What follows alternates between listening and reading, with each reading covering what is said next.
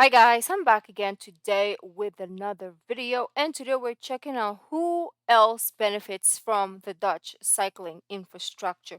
I don't know what I'm doing, but I feel like I want to robot do the robot dance for some reason. Oh, okay. I think I'm going insane, clearly. So let's just move to the video. Yeah, who else benefits from the Dutch cycling infrastructure if not the citizens themselves? Like, I cannot think. I'm trying to like waste time and rack my brain whilst talking to you. I'm low key like thinking, who else is gonna benefit from this? I cannot see anyone but the citizens themselves, like the people who live there. It's not gonna benefit me, will it? Maybe it will benefit me because when we use the Netherlands and as an example, then in that case it benefits me. But apart from that, I don't know how else. So we'll find out today. It's good. Before we do start, don't forget to subscribe, click the bell button, and let's begin. The Dutch cycle tracks are of course great for people cycling. They are safe enough for small children, and they are so safe that children only slightly older can cycle around unsupervised. Even going fast, as an avid cyclist, is also no problem on a well-designed cycle track. They can be used by young and old, but the cycle tracks are good for other reasons too. They offer unexpected protection. This little boy can run around freely, which he could never have directly next to fast-moving motorized traffic.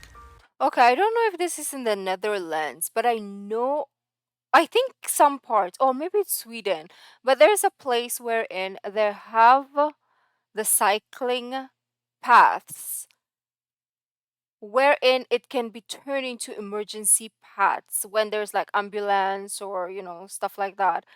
They use them for that. So that's one way I can think of also. But I was thinking outside of the Netherlands, like who else will benefit from it, but I guess I'm wrong. And this guy must think the cycle tracks were especially built for him. I would. But there is a large group of people who really benefit from the cycling infrastructure in the Netherlands. People with disabilities use them to go from A to B, giving them a huge freedom. Because with special vehicles adapted to their Oh my gosh. I was thinking about this the other day because I don't know what exactly was the situation, but then I was thinking, how does somebody in a wheelchair go from here to like across the street, okay? Because it's like where we live is not, they don't have, it's not disability friendly. And also there's a lot of buildings wherein there's no elevator, so you have to take the stairs. How will the person get there? I don't know. It's not friendly when it comes to for the people with disability. So it's crazy. And especially the road also. So if they want to get from point A to point B, it's impossible. I don't know how they do it because there's no crossing, and then maybe the next crossing you will find is probably like miles away, and then there's no like sidewalk for, like, even if there's a sidewalk, it's like so small that their wheelchair or mobility will not even fit on it, so they have to be on the road, and they probably will end up with more disability if they freaking like, it's so disgraceful. giving them a huge freedom. Because with special vehicles adapted to their specific needs, they can get out by themselves in safety, even in the center of the cities in heavy traffic. The Right. cycling infra makes it safe for them too. With some supervision or little help, disabled people in the Netherlands enjoy a great freedom to get out. That's good.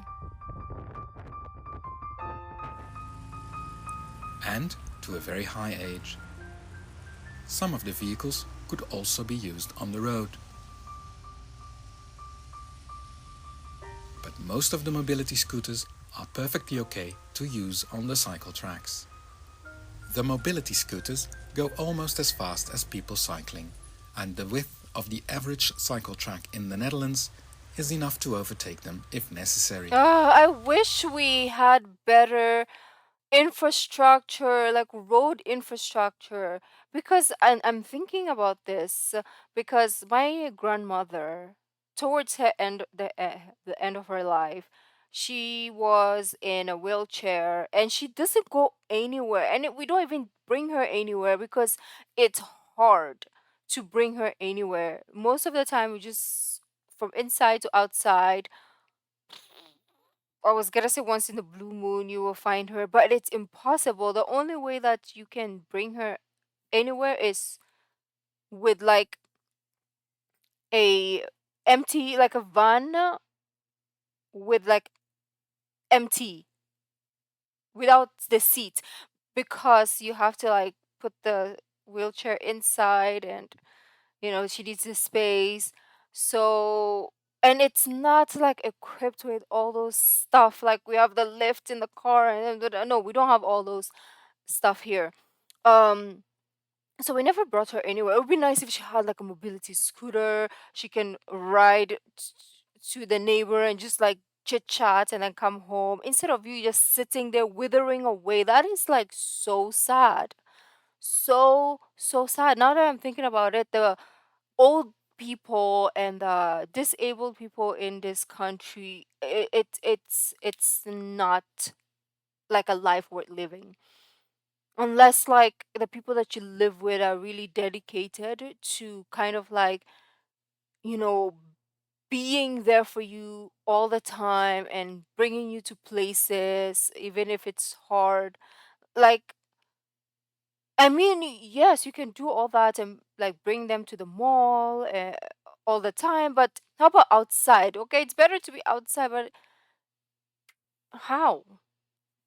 And most of the times the road are like bumpy, so like the person in the wheelchair will just be like the whole time. In the Netherlands is enough to overtake them if necessary.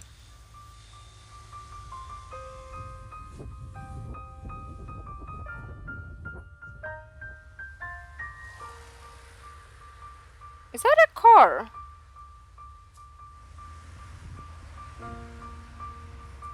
Look at that. They're like, ooh. Seems like they're having fun, and it's like they're living their life, you know? They're like doing the daily tasks. So it gives them purpose, it doesn't give them like that kind of like feeling of like, oh, I give up, right? It's like, okay, today I'm gonna go to the grocery store. And then they get to see the world still.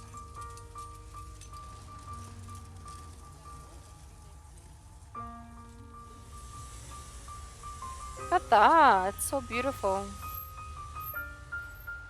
Yeah, we need this. I never think about these things because obviously, like, entitled. I mean, I don't pause and like think. When I see it, I think about it. Like the fact that I was looking at this person, I'm like, how the fudge is this person gonna go from point A to B? But yeah, like it doesn't normally. It's not something that I sit down to think about if it's not right in front of my face, and it's kind of like selfish in a way because because it's not happening to us doesn't mean we should not care about it, because that's a selfish way to kind of like look at the world. Oh, it's not my problem. What if one day it is your problem? Then what will you do then? Like, the time that we should advocate for it, we should like speak about it, we should fight for it, we didn't do that because it wasn't our problem. And then, oh, now that it's your problem, you care about it. That's so hypocritical, actually. So I feel like, yeah, we need to do something about this, really, really, because it's so frustrating and sad to see. Like, you're already like old or unable, and not unable, they're still able bodies actually, but you know people with disability. Um, I don't know the right terminology, so I'm so sorry. But it's like they already have that, and then we put upon them even more stuff, which is they can't have their freedom. They can still have their freedom because they're restricted with like no infrastructure like this. Oh my gosh, if only I can move my whole freaking country to the Netherlands, I would. Maybe I should start with my family, not the whole country, because. The cycle tracks offer great opportunities to get out into nature and to have some physical exercise or at least some fresh air, even when you are a little less able. Yes. Okay, maybe that's the right term. A little less able.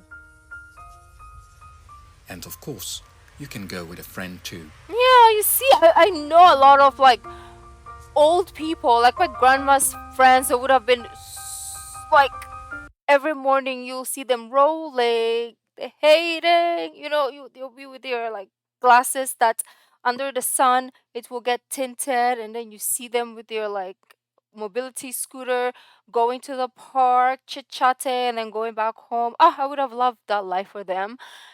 And also smoking, I know it's part of I don't know. I think cigars actually kept her alive, to be honest. The moment that she stopped smoking, that's when her life ended, truly. She's a smoker, but not cigarettes, but cigars, like tobacco, right? She will roll it herself and she'll be smoking. So am just imagining her like this is how she holds it because they're huge.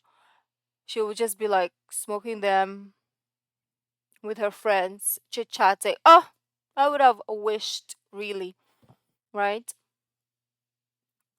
The doctor was like, "Oh, you just have to stop smoking," and deep down inside, I was like, "The person's old. Let them live," And also, she kept saying, "Actually, this is keeping me alive," and it's probably true. Maybe her body's so used to it because since like she was young, she's been smoking like since 18, I think, years old or 16. Back in the days.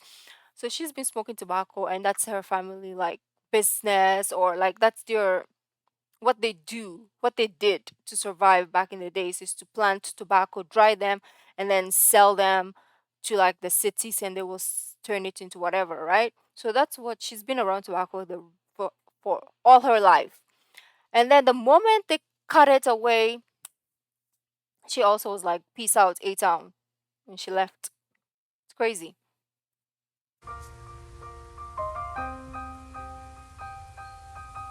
Look at this, so nice. She could have been flirting, living her life. That old lady, oh. That's all I think about is my grandma when I'm seeing this. Of course, some people think about their kids, their siblings, their parents, but she's the closest to the people who will benefit from this. I really, really wish and pray and hope that the Philippines will open its eyes to humanity rather than monetary, right? We're so full of like money, money, money. We do not care about the people who live in this country. I mean, there's a pro and con to that situation, but I wish that at least they take care. The government would take care of their people, because at the end of the day, your people is what brings you money. So, hey, well, this has been super eye opening as always. The Dutch always tells us in your face, not in a braggadocious way, but it always kind of like puts things in my face, like, "Rookie, wake up, your country is suffering, do something." I wish, but in the little way I can, I will do something about that. I really, because I don't want to get to that point where I need like like maybe I will need something, and then it's still non-existent because I didn't do anything about it. But you know what? I'm gonna stop talking because if you give me the platform, I will. and I don't want to talk your ears off. So thank you guys for joining me as always, and let me know if this hit close to home as well. And if you live in a country where you wish this was an infrastructure that exists, let me know down in the comments. Thank you guys for joining as always, and I'll see you in our next video. Bye.